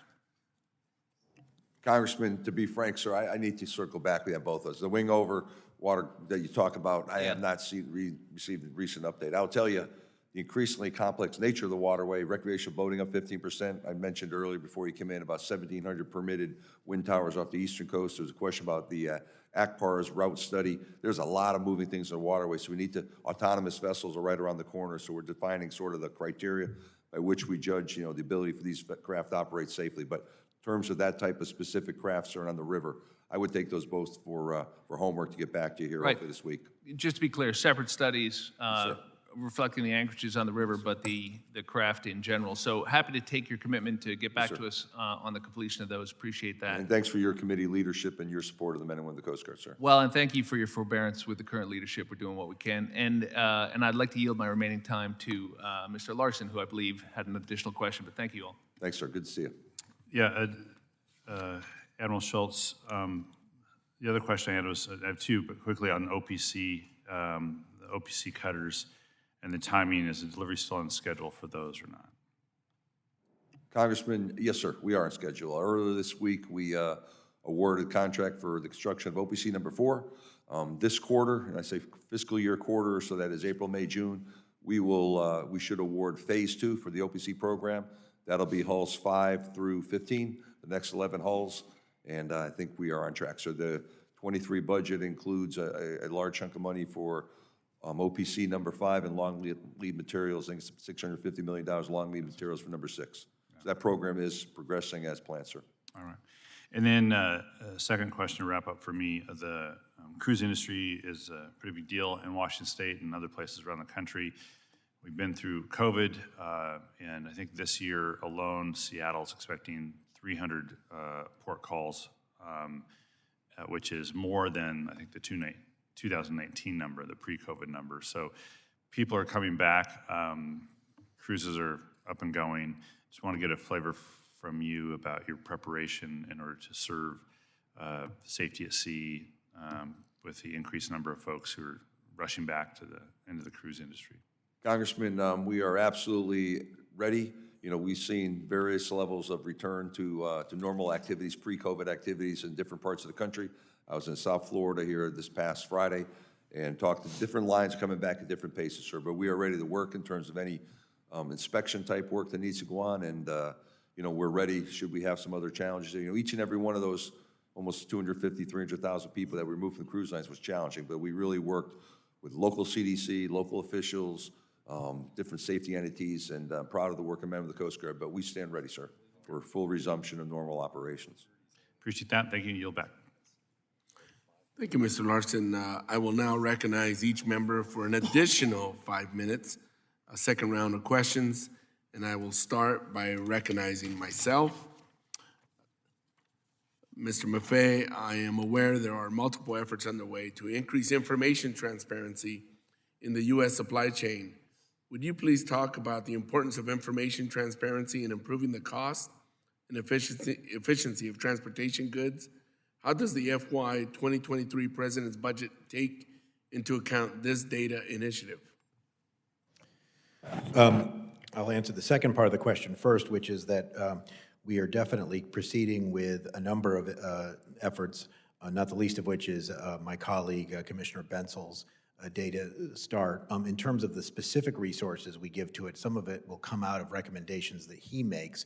This is a huge area, as you know, and we want to make sure that we're putting the resources in the right places. But there's no question that both in terms of our ability to analyze trends in the industry and even potential violations of the Shipping Act, information is essential, and in terms of serving the shipping public. Information transparency is incredibly important for two reasons. One is that given that this is a market-based system and has been since the 1984 Shipping Act, how can consumers, in this case shippers, make the right decisions if they don't know? So for instance, if they're comparing rates, but one of the rates isn't really the full rate, there's also a surcharge, or even in one case we had a value-added charge, a congestion surcharge. Everything is congested, so putting a congestion surcharge, in my view, isn't a legitimate thing. It's simply part of the rate. You need to be able to compare rate versus rate. So that's one reason. The second thing is that particularly for exporters, the logistical challenges involved right now are extreme. A good portion of the reason why exports are not getting on ships is not so much because the carriers won't take the exports, but because it is so unpredictable when that ship will be exactly in the right place in the berth accepting exports. And so Commissioner Rebecca Dye in particular is focusing on working with the industry to try to uncover that. There's also a lot of private sector work here, particularly by the Port of Los Angeles and many others. But in any event, this kind of information is absolutely crucial to expanding the capacity of our ports. Keep in mind, our ports have not reduced their overall throughput. Quite the opposite. They've all set productivity records. But the demand is so intense that even setting those productivity records, we're still jamming up with long lines of ships and high containers that are not getting out fast enough. Transparency initiative? Yeah, the transparency, I mean, I was sort of answering both because to me, transparency means being able to see the accurate information. So I think it's the same answer. Thank you very much. Ms. Leslie, according to the GAO, the size of the U.S. flagged commercial fleet decreased by about 60% between 1990 and 2017. This mariner shortage drives up the cost for shipping and poses a serious threat to our national defense capabilities. What action, if any, has Merit proposed to remedy this persistent challenge? Thank you so much for this question and a critical issue. And I will say that back in 2008-9, when Congressman Cummings, for whom I worked, was chair, we had a series of hearings on that very issue, which was the decline in the U.S. flag fleet and the fact that we were not carrying a substantial portion of our waterborne import-export commerce on our U.S. flag vessels. I think part of there are obviously significant consequences from having a small U.S. flag fleet, but I think part of the challenge is that at the Maritime Administration, where our priority is obviously supporting our U.S. flag fleet, we're implementing the authorities that we have, which yield the fleet that we have.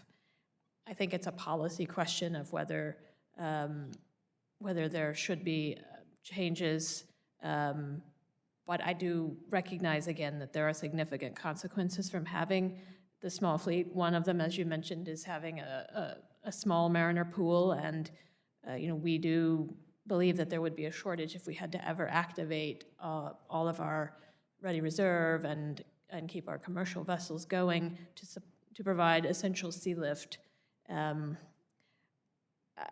I think that the variables here are known, and it really comes down to the policy question. Like I said, we implement the authorities that we have fully, and defer in terms of whether or not there should be changes to Congress. Thank you, Ms. Leslie. Well, I look forward to working with you to identify what incentives, what policy suggestions, solutions might exist for us to remedy that challenge that I think is so important for us to address in the near future. So thank you very much. Thank you, and I know time is out, but I just want to say again, recognizing that the maritime industry has never been more critical to our nation, and having U.S. flag fleet, having mariners who can both meet our economic and national security needs is a critical concern. Thank you. I'll move on and recognize Mr. Gibbs. Thank you, Mr. Chairman. Acting Administrator Leslie, the Maritime Administration issues permits for deep water ports, and this is the agency's only permit granting program. It is my understanding that one such project is now being required to do a second draft supplemental environmental impact statement. Ironically, this statement is due to proposed addition of vapor uptake systems, which will result in significant emission reductions. It is unfortunate that this project is being slowed down because it is attempting to meet more stringent emission standards. This is particularly true during a time in which our allies are looking at oil import reductions from Russia and threaten to reduce their oil supplies. When do you expect MARAD to issue a final environmental impact statement for the Gulf Link project?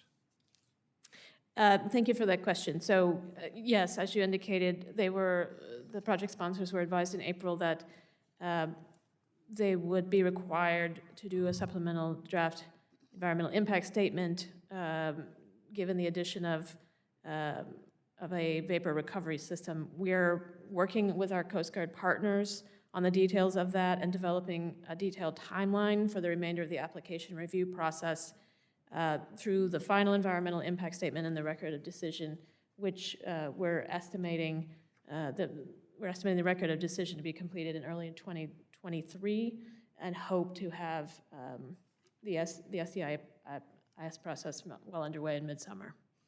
Well, I hope it gets done as exponentially as if we can, because I hope you're not slow walking the process, because it's important that I think this gets done. I think the additional regulations is causing, is damaging in what we can do, especially for help our allies in this oil situation. Mr. Mahaffey, I just got a quick question. It came up earlier about the very increases in containers cost, and then my question is dealing with container costs versus contracts, and I guess it's kind of a two-part thing. Obviously, when looking at those escalating costs for the containers, that's really in the spot market, correct? And the contracts, I assume, are specifically less. I don't know how long the contracts go for. And then also, second part of that, the small shippers, do they have opportunities to contract too, or were they pushed out of the marketplace by the big shippers? A large retailer. We all know who the large retailers are. Are they at some advantage? I know anyway. It's just economics of scale. But is your agency kind of monitoring that? And what's your thoughts?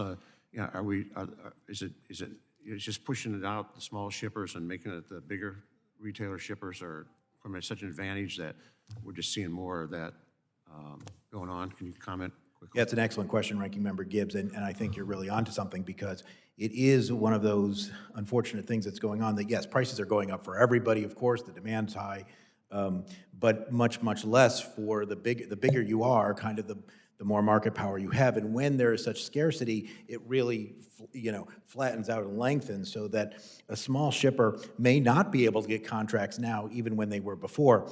We at the commission try to work with them. We have made it clear that, various shipper alliances can help with making contracts, and that, and we have made it clear that shipper alliances can also bring cases to the FMC. So some of these small shippers. Are you seeing a growth in the alliances then? In these sort of shipper alliances, seeing a growth? Anecdotally, yes, but I don't have any data on that. Okay, because it seems like to me that would be a way to compete with it. My third part, I guess, question comes up.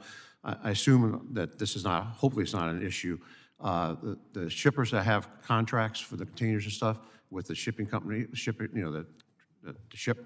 the Maersk or whatever, they're not getting an advantage to get unloaded quicker, move up in front of the line where you have the congestion, or not? Are you asking if the ships are prioritized or if the cargo's unloaded quicker? Yeah, I mean, do they get to move ahead? I'll look into that. I'm just raising the question, just to see, Yeah. know. No, it's a good question. I'll look into it. I don't believe that, because of how complex it is to unload these container ships, I don't think there's Well, I that think kind of. this is But probably that also- said, though, you're onto something again, because these contracts, the shippers sign these contracts and are led to believe one way or another that they're very binding. Often, what we find when we look into it is they're actually not binding on the carrier as much as the shipper thought. And so there is a lot of issues with these contracts, notwithstanding the fact that the shipper thinks they got a better rate, and particularly a guaranteed number of spaces, and then it turns out that they don't. And that's been a big problem. And that's probably why we need the Maritime Transportation Data Initiative that your agency's working on. When do you think we can receive that report? I will have to get back to you on that. I mean, obviously, as expeditiously as possible. Mr. Chairman, you just indulge me here. I got a question for the Admiral. Is that all right? Yeah. By all means. I was going to say, nobody else is here. By all means, go ahead. Just me and you. We do have one more, but Oh, do we? Okay. Okay. Anyways, Admiral, I have to bring this up, of course. We have, the Great Lakes carriers continue to believe additional Coast Guard icebreaking capacity is needed in the Great Lakes. What percentage increase in the Coast Guard icebreaking effort now that the 140-foot icebreaking tug rehabilitation program is complete? And also, I guess more important to me to understand this better, could the Great Lakes icebreaker share a common hull and powertrain with what's now being called the Arctic Security Cutter, when my understanding is the Arctic Security Cutter is a smaller vessel compared to up in the Arctic, and the Coast Guard wants that to do activities around in the north, would be the Northwest Atlantic, I guess, up there in the Greenland area. Is it possible it seems like it'd be a cost efficiency thing if they shared the same hull and powertrain with the Arctic Security Cutter and a Great Lakes icebreaker? Would that make sense? Congressman, thanks for the question. I'll say it this way. I think it's possible. I think we had some earlier conversations. I think as we think about what we've sort of notionally called an Arctic Security Cutter or medium breaker, I think that's probably bigger than the capability to the Great Lakes. Let me walk the conversation. Back in the Great Lakes, there's 640-foot icebreaking tugs. Used to be 5. We added the 6. Congress has signaled clearly over the last 5 budget cycles to the tune of almost $20 million that you're looking for more capacity there. We are looking at, we call it the GLID program. I don't think we want to build another Mackinac off the existing designs. That's a 20-year-old design now, but something that's Mackinac-like. 2 of the 140s up there operate with a 100-foot barge. Maybe there's a platform that is Mackinac-like that also would be the replacement for the 140 and barges. So we understand the clear intent that Congress, the lake carriers, has made a business case for more capacity. We are pressing in on that. We have a program office based on previous year's budgets with 11 bodies. There's additional bodies going in. So we are getting after pre-acquisition activities to come forward with a clear plan on what we're going to do in the Great Lakes in terms of capacity. The linkage outside for the Arctic, so I think that's going to be a vessel with too much draft to be of utility on the Great Lakes, having sailed up there for 3 years. So I actually started that conversation as I've sort of had a chance to cogitate on that, look at this commercially available icebreaker. There's one I won't mention by name. We got to go through acquisition processes, but when you look at the draft, and that's probably closer to what we need for the Arctic work outside the lakes, I'm not so sure that would get after the mission on the Great Lakes. Okay, well, I appreciate the response and you're looking into it and concerned. Sir, thank you. And as I just close out here, I want to thank you again for your service. And Master Chief, thank you again. I didn't realize you were retiring too. I've heard great things about you, and wish you all the well. And I was thinking about this. You, me, and Chairman DeFazio are all retiring, so good luck. Thank you very much. I yield back. And Congressman, congratulations to you. Thanks for your year's support. And I just want to say both the committee staff has been a pleasure to work with over my 39 years. I've got to know the CGMT committee, and I've worked with John Rayfield for most of my entire Coast Guard career. So I want to thank John, and then Matt's come in and filled big shoes and done a great job. So thank you. And it's a privilege to be here with Lucinda Leslie, who is a key partner and working together on some hard issues in the Maritime today about safety at sea for all sailors, and particularly women these days. thank you. There's always the next generation, Mr. Gibbs. With that, we'll move on to close out our hearing. Representative Lowenthal.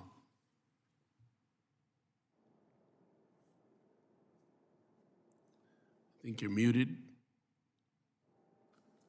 Can't hear you.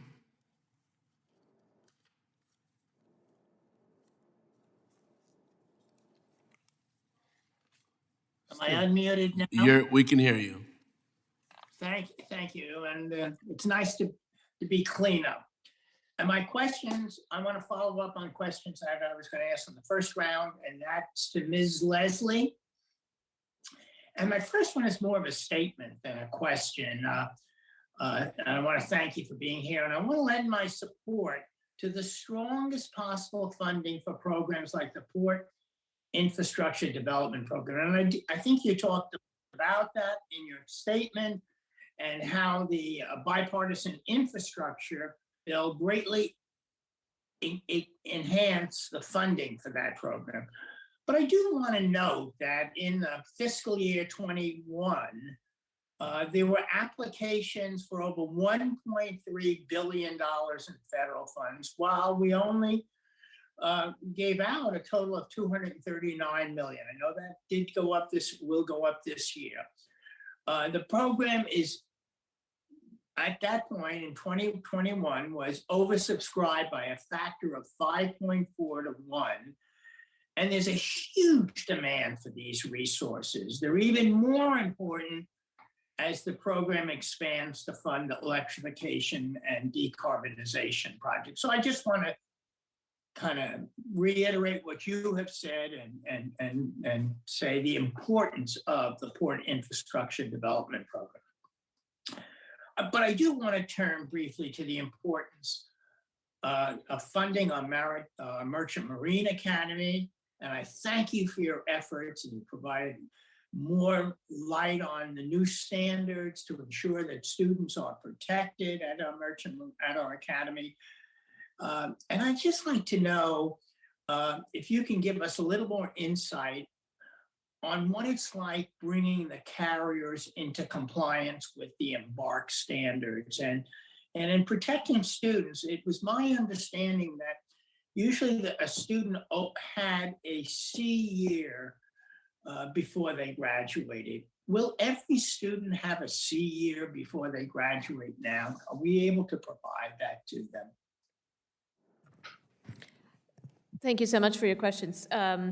I want to address the Merchant Marine Academy, but also want to just associate myself with your comments on the critical importance of the Port Infrastructure Development Program and the historic investments that the President Biden's bipartisan infrastructure law are providing. Our Port Infrastructure Development Program will provide $2.25 billion in investments over 5 years, all made possible by the bipartisan infrastructure law.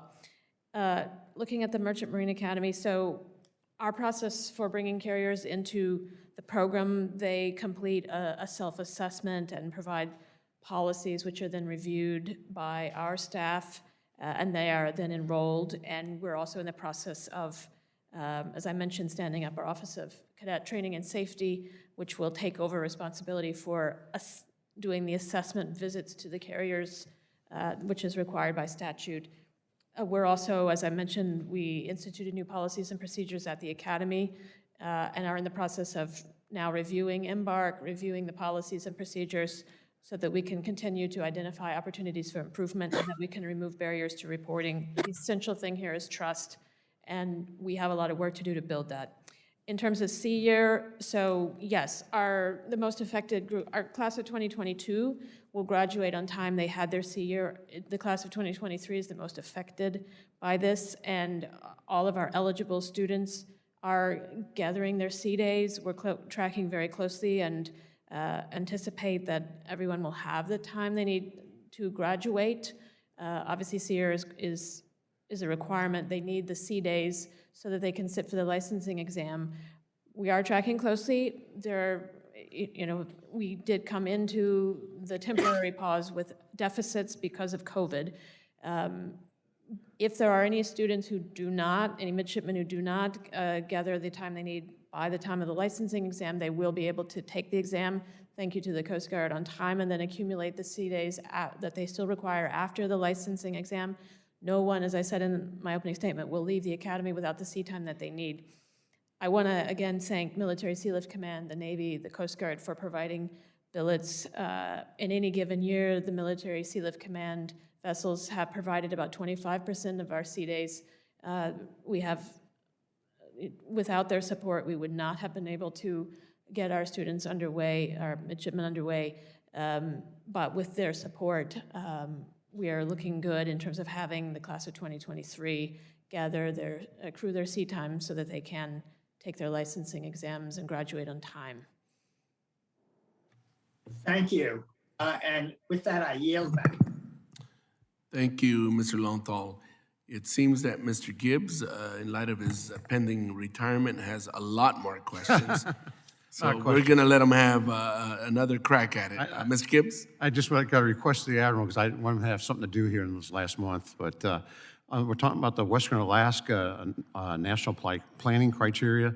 I just want the Coast Guard to submit to the Committee for Record a list of equipment necessary to be located in Alaska in order to meet the time deadlines included in the national planning criteria and the capital costs of such equipment. We just send it into the committee. Appreciate it. Congressman, Western Alaska is obviously a unique place with unique challenges in terms of vessels complying with national compliance. We have an altered compliance program. We are watching, what is going on and encouraging private sector investment, other things. We look forward to continuing to work to the Congress on that challenge up in that area. So we understand that, and we have to come up with a workable solution because it's not reasonable for compliance with other, national standards elsewhere. I agree with that, and we just want to see your plan. Thank you. Thank you. With that concludes our hearing for today. I would like to thank the witnesses for your testimony today. I ask unanimous consent that the record of today's hearing remain open until such time as our witnesses have provided answers to any questions that may be submitted to them in writing. I also ask unanimous consent that the record remain open for 15 days for any additional comments and information submitted by members or witnesses to be included in the record of today's hearing. Without objection, so ordered, the subcommittee stands adjourned.